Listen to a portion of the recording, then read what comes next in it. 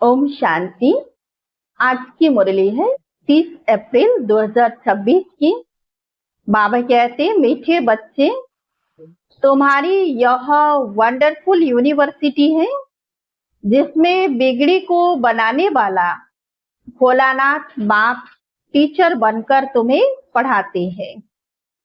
आज का प्रश्न, इस कयामत के समय में तुम बच्चे सभी को कौन सा लक्ष्य देते हो? उत्तर है, हे आत्माएं सब अब पावन बनो।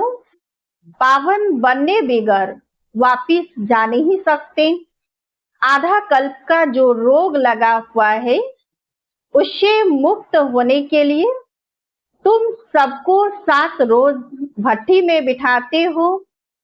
पतितों के संग से दूर रहे, कोई भी याद न आए, तब कुछ बुद्धि में ज्ञान की धारणा हो। आज का गीत है, तूने रात गवाई सो के। ओम शांति। यह बच्चों को किसने कहा? क्योंकि स्कूल में बैठे हुए हो तो जरूर टीचर ने कहा। प्रश्न उठता है, यह टीचर ने कहा, बाप ने कहा, वह सतगुरु ने कहा, यह वर्षन किसने कहा? बच्चों को बुद्धि में पहले पहले यह आना चाहिए कि हमारा बेहद का बाप है जिसको परमपिता परमात्मा कहा जाता है। तो बाप ने भी कहा, शिक्षक ने भी कहा, तो साथ साथ सतगुरु ने भी कहा। यह तुम्हारी बुद्धि में है। जो स्टूडेंट है और कॉलेज व यूनिवर्सिटी में टीचर पढ़ाते हैं उनको कोई फादर व गुरु नहीं कहेंगे।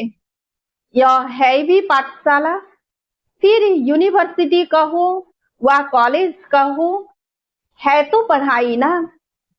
पहले पहले यह समझना है, पाठशाला में हमको कौन पढ़ाते हैं। बच्चे जानते हैं वह निराकार जो सभी आत्माओं का बाप है, सर्व का सदगति दाता है, वह हमको पढ़ा रहे हैं। यह सारी रचना उस एक रचता की प्रॉपर्टी है, तो खुद ही बैठ रचना के आदि मध्य अंत का राज समझाते हैं। तुम बच्चों ने जन्म लिया है बाप के पास। तुम बुद्धि से जानते हो हम सभी आत्माओं का वह बाप है जिसको ज्ञान का सागर नॉलेजफुल कहा जाता है। ज्ञान का सागर है, पतित पावन है। ज्ञान से ही सदगति होती है। मनुष्य पतित से पावन बनते हैं। अब तुम बच्चे यहाँ बैठे हो और कोई स्कूल में किसको बुद्धि में नहीं रहता कि हमको ज्ञान का सागर निराकार बाप पढ़ा रहे हैं। यह यहाँ ही तुम जानते हो, तुमको ही समझाया जाता है। खास भारत और आम सारी दुनिया में ऐसे कोई भी नहीं समझेंगे कि हमको निराकार परमात्मा पढ़ाते हैं। उनको पढ़ाने वाले है ही मनुष्य टीचर। और फिर ऐसा भी ज्ञान नहीं है जो समझे हम आत्मा है। आत्मा ही पढ़ती है, आत्मा ही सब कुछ करती है। फलानी नौकरी आत्मा करती है इन ऑर्गन द्वारा। उनको तो यह रहता है कि हम फलाना है, झट अपना नाम रूप याद आ जाता है। हम यह करते हैं, हम ऐसे करते हैं, शरीर का नाम ही याद आ जाता है, परंतु वह रॉन्ग है। हम तो पहले आत्मा है ना, पीछे यह शरीर लिया है। शरीर का नाम बदलता रहता है, आत्मा का नाम तो नहीं बदलता। आत्मा तो एक ही है। बाप ने कहा है मुझात्मा का एक ही नाम शिव है, यह सारी दुनिया जानती है। बाकी इतने सब नाम शरीरों पर रखे जाते हैं। शिव बाबा को तो शिव ही कहते हैं, बस उनका कोई शरीर नहीं दिखाई पड़ता। मनुष्य के ऊपर नाम पड़ता है, मैं फलाना हूँ, हमको फलाना टीचर पढ़ा रहे हैं, नाम लेंगे ना। वास्तव में आत्मा शरीर के द्वारा टीचर का काम करती है, उनकी आत्मा को पढ़ाती है, संस्कार आत्मा में होते हैं, ऑर्गन द्वारा पढ़ाती है, पार्ट बजाती है संस्कार अनुसार। परंतु देह पर नाम जो पड़े हैं उस पर सारे धंधे आदि चलते हैं। यहाँ तुम बच्चे जानते हो हमको निराकार बाप पढ़ाते हैं, तुम्हारी बुद्धि कहाँ चली गई? हम आत्मा उस बाप के बने हैं। आत्मा समझती है निराकार फादर हमको आकर इस साकार द्वारा पढ़ाते हैं, उनका नाम है शिव। शिव जयंती भी मनाते हैं। शिव तो है बेहद का बाप, उनको ही परमपिता परमात्मा कहा जाता है, वह सभी आत्माओं का बाप है। अब उनकी जयंती कैसे मनाते हैं? आत्मा शरीर में प्रवेश करती है, वह गर्भ में आती है, ऊपर से आती है, यह किसी को मालूम नहीं पड़ता।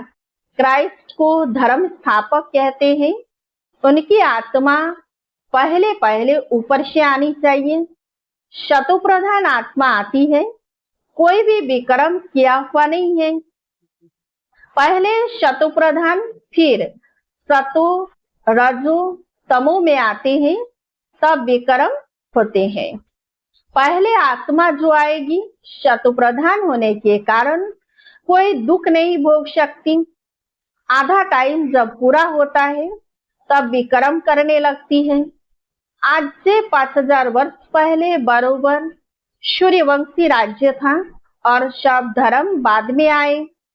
भारतवासी विश्व के मालिक थे। भारत को अविनाशी खंड कहा जाता है और कोई खंड था नहीं। तो शिव बाबा है बिगड़ी को बनाने वाला। भोलानाथ शिव को कहा जाता है, न कि शंकर को। भोलानाथ शिव बिगड़ी को बनाने वाला है। शिव और शंकर एक नहीं है, अलग अलग है। ब्रह्मा विष्णु शंकर की कोई महिमा नहीं है। महिमा सिर्फ एक शिव की है जो बिगड़ी को बनाते हैं। कहते हैं मैं साधारण बूढ़े तन में आता हूँ, इसने 84 जन्म पूरे किए, अब खेल पूरा हुआ। यह पुराना चोला, पुराने संबंध भी खलास हो जाने वाले हैं। अब किसको याद करें? खत्म होने वाली चीज को याद नहीं किया जाता है। नया मकान बनता है तो फिर पुराने से दिल हट जाती है। यह फिर है बेहद की बात। सर्व की सदगति होती है, अर्थात रावण के राज्य से सबको छुटकारा मिलता है। रावण ने सबको बिगाड़ दिया है। भारत बिल्कुल ही कंगाल भ्रष्टाचारी है। लोग भ्रष्टाचार समझते हैं, करप्शन, एडमिनिस्ट्रेशन को, चोरी ठगी को। परंतु बात कहते हैं पहला भ्रष्टाचार मुत पलिती बनना। शरीर विकार से पैदा होता है, इसलिए इसको विशेष वर्ल्ड कहा जाता है। सतयुग को वाइसलेस कहा जाता है। हम सतयुग में प्रवृत्ति मार्ग वाले देवी देवता थे। कहते हैं पवित्र होने से विकार बिगड़ बच्चे कैसे पैदा होंगे? बोलो, हम अपनी राजधानी बाहुबल से नहीं योग बल से स्थापन करते हैं, तो क्या योग बल से बच्चे नहीं पैदा हो सकते हैं? जबकि है ही वाइसलेस वर्ल्ड, पवित्र गृहस्थ आश्रम, यथा राजा रानी, संपूर्ण निर्विकारी तथा प्रजा। यहाँ है संपूर्ण विकारी। सतयुग में विकार होते नहीं, उसको कहा जाता है ईश्वरीय राज्य। ईश्वर बाप का स्थापन किया हुआ। अभी तो है रावण राज्य। शिव बाबा की पूजा होती है, जिसने स्वर्ग स्थापन किया। रावण जिसने नरक बनाया उसको जलाते हैं। द्वापर कब शुरू हुआ यह भी किसी को पता नहीं है।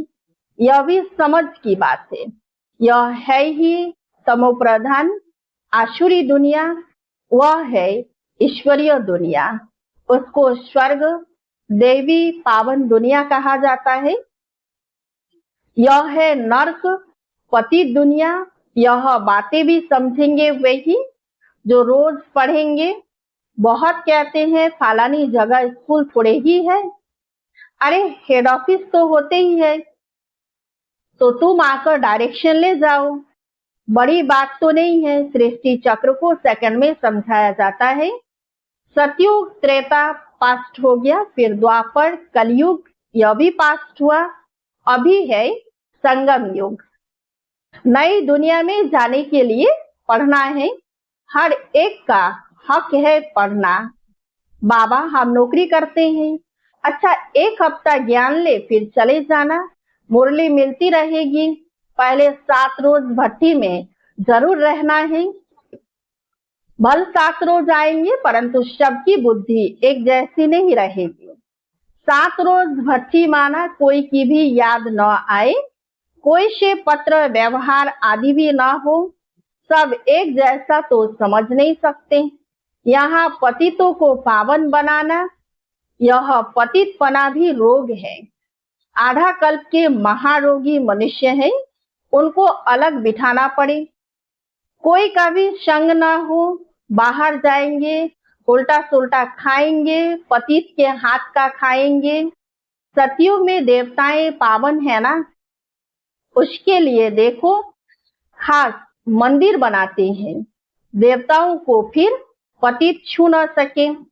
इस समय तो मनुष्य बिल्कुल पतित भ्रष्टाचारी है, शरीर विष से पैदा होता है, इसलिए इनको भ्रष्टाचारी कहा जाता है। सन्यासियों का भी शरीर विष से बना हुआ है। बात कहते हैं पहले पहले आत्मा को पवित्र होना है, फिर शरीर भी पवित्र चाहिए, इसलिए पुराने इम्प्योर शरीर सब विनाश हो जाने हैं, सबको वापिस घर जाना है। यह है कयामत का समय, सबको पवित्र बन वापिस जाना है।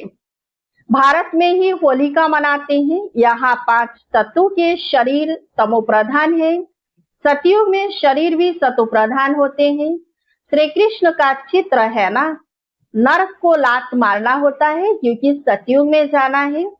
मुर्दे को भी जब शमशान में ले जाते हैं तो पहले मुंह शहर तरफ पैर शमशान तरफ करते हैं, फिर जब शमशान के अंदर घुसते हैं तो मुंह शमशान तरफ कर देते हैं। अभी तुम स्वर्ग में जाते हो तो तुम्हारा मुंह उस तरफ है, शांति धाम और सुख धाम, पैर दुख धाम तरफ है।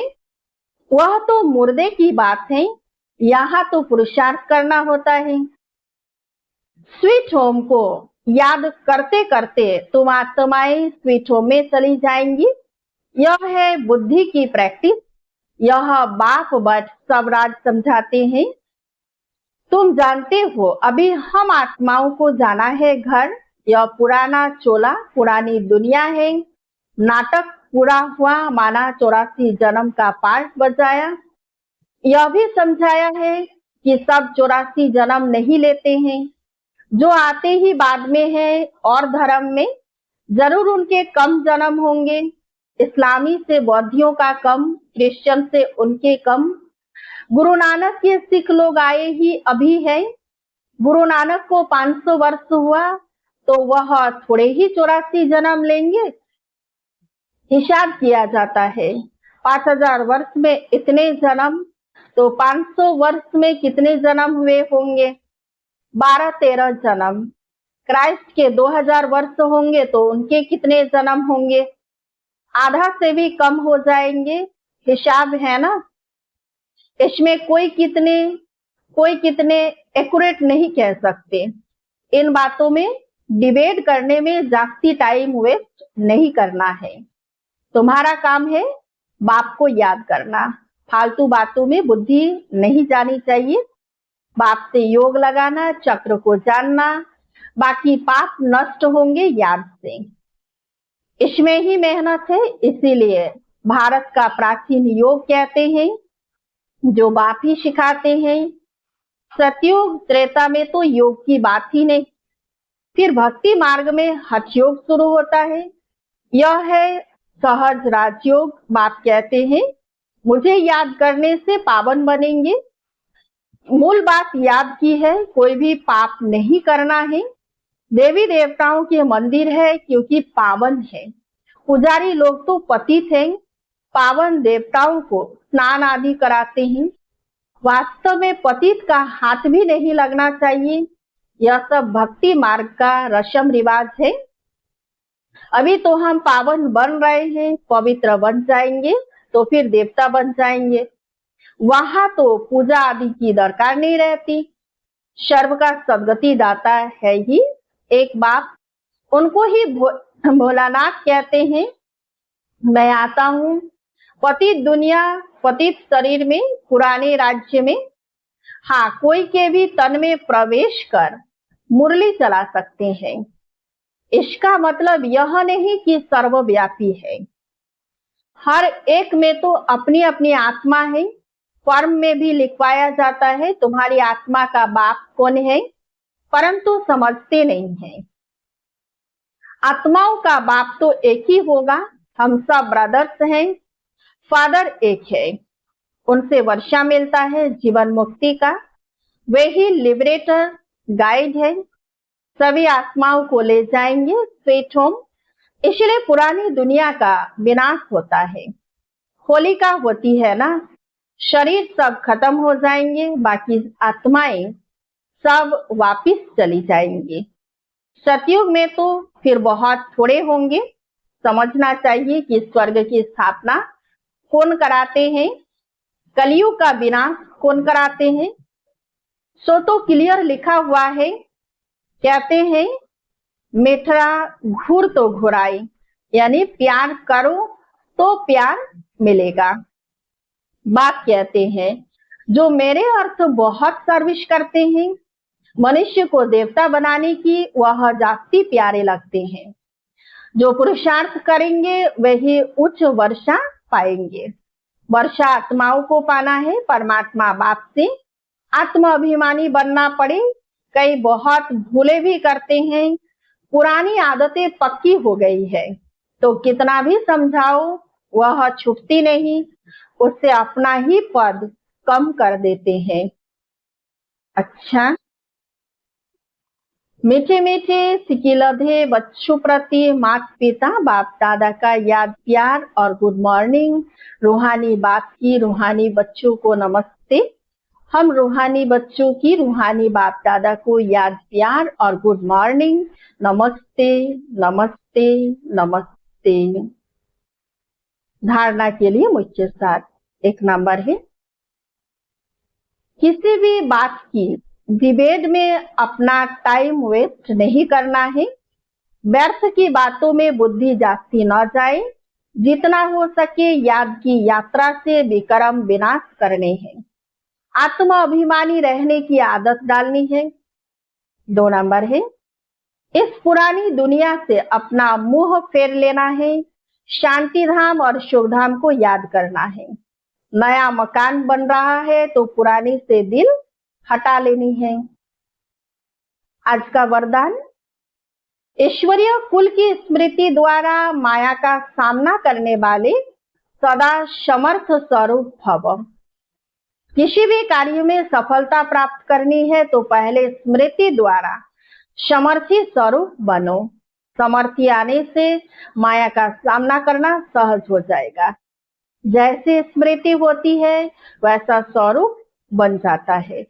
इसलिए सदा पावरफुल स्मृति रहे कि जब तक यह सर्विस ईश्वरीय जन्म है तब तक हर सेकंड, हर संकल्प, हर कार्य ईश्वरीय सेवा पर हूँ। हमारा यह ईश्वरीय कुल है। यह स्मृति की सीट सर्व कमजोरियों को समाप्त कर देगी।